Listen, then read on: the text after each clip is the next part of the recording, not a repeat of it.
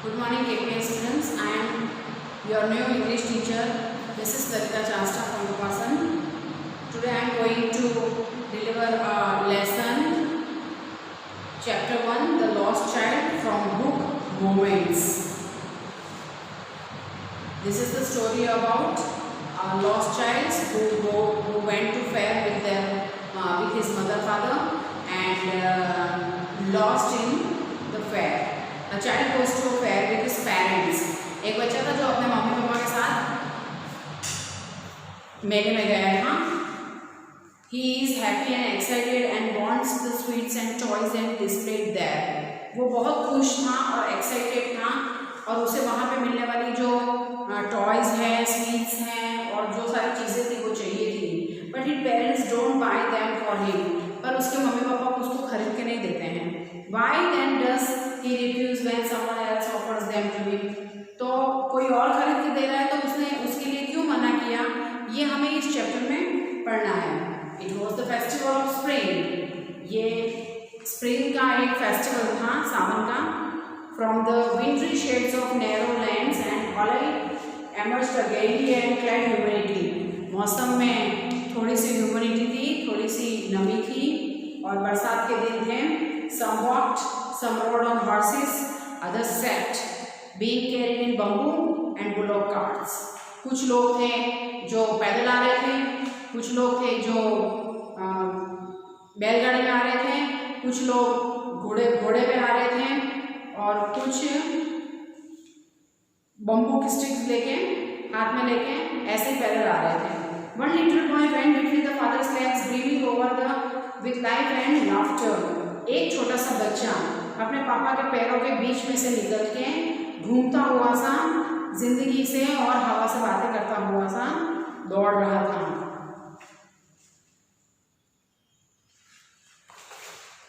Come child come, called his parents as he lagged behind. और वो कभी पीछे रह जाता था तो उसके जो पेरेंट्स हैं वो कहते थे कि कम चाइल्ड कम. हमारे पीछे आओ बच्चे. Fascinated by the toys in the shops that leaned away. और बच्चा जो टॉयज की जो शॉप्स होती थी, दुकानें होती थी, उसके ऊपर मोहित हुआ जा रहा था. He hurried towards his parents. और वो दौड़ के अपने पापा के पास, मम्मी पापा के पास गया. His feet obedient to their call. उसके पैरों को अपने मम्मी पापा की आज्ञा की आदत थी. His eyes still lingering on the descending toys.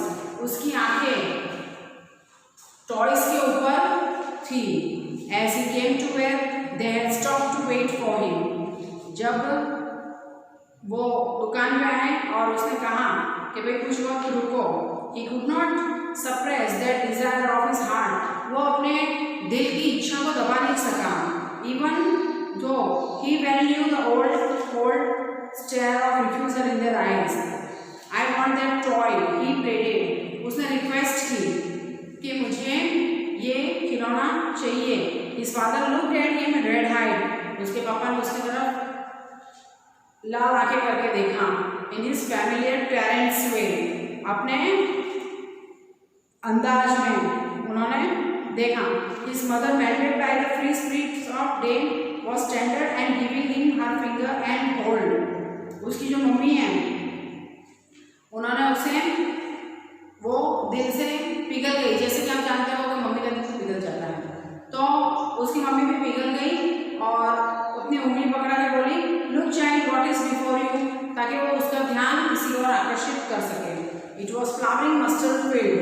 वो सरसों के फूल थे. सरसों के फूल से ढका हुआ एक खेत था.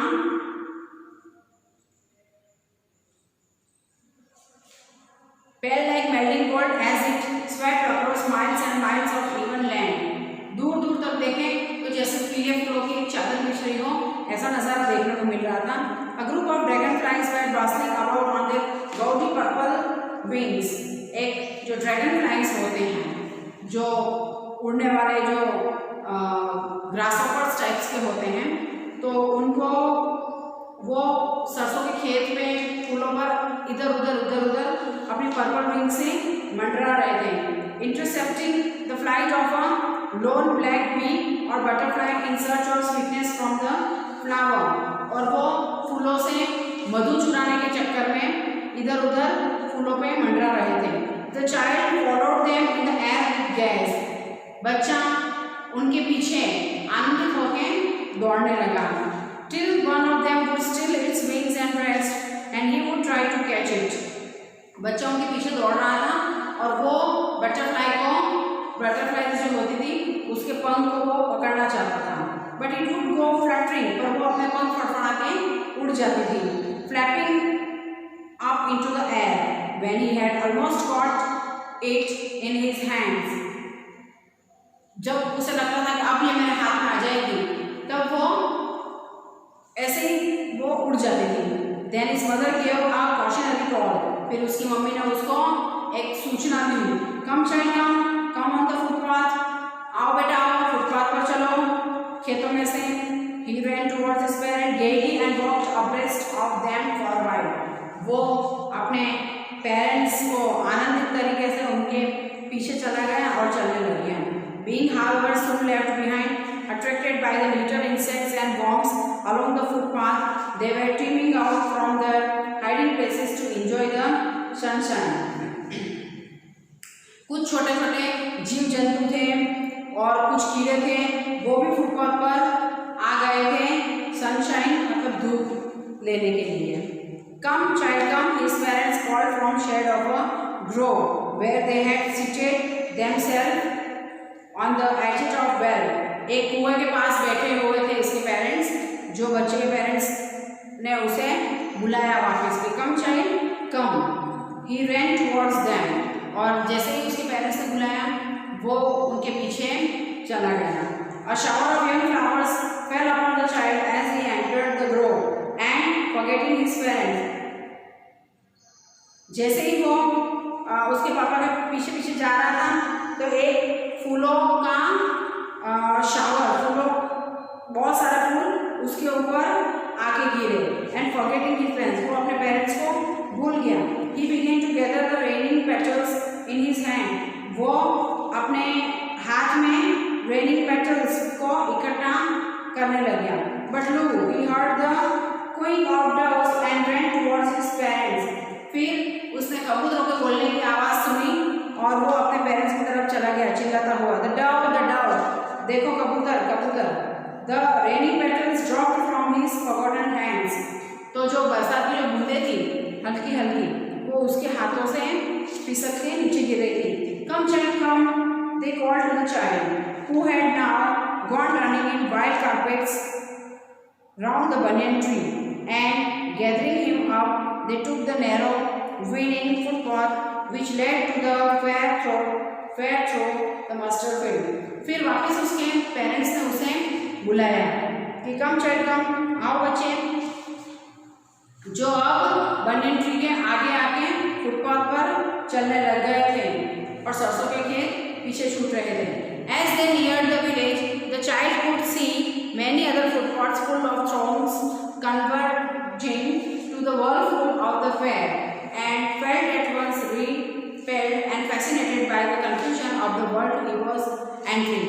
फुटपाथ से आगे आने पर बच्चे ने देखा कि एक जो आदमी था वो झाग के गुब्बारे फुला फुला के उड़ा रहा था, तो वो उससे मोहित हुआ और उसकी तरफ जाने लगा। A sweet meat seller hawked gulab jamun, rasgulla, barfi, jalebi at the corner of the entrance, and crowd passed round his counter at the foot of an architecture of many colored sweets decorated with leaves of silver and gold. एक sweet shop रास्ते में आई, वहाँ पे जो sweet maker था, जो हलवाई था, वो जोर जोर से आवाज़ें लगा रहा था कि भाई gulab jamun, rasgulla, barfi, jalebi at the corner, और वहाँ पे आने जाने वाले लोग उसको देख रहे थे और जिन्हें मिठाई खरीदनी थी वो खरीद रहे थे। बच्चे ने देखा कि उन मिठाइयों पर बहुत अच्छा डेकोरेशन किया गया है और सिल्वर और गोल्ड के पत्तों से उस पर डेकोरेशन हुआ है। The child started open-eyed and his mouth watered for the barfi that was his favorite sweet. अब बच्चे ने मिठाइयों को ताक रहा था, घूर रहा था और उसके मुंह में पानी आ रहा था, और उसमें जो बर्फी थी वो तो उसकी बहुत फेवरेट डिश थी।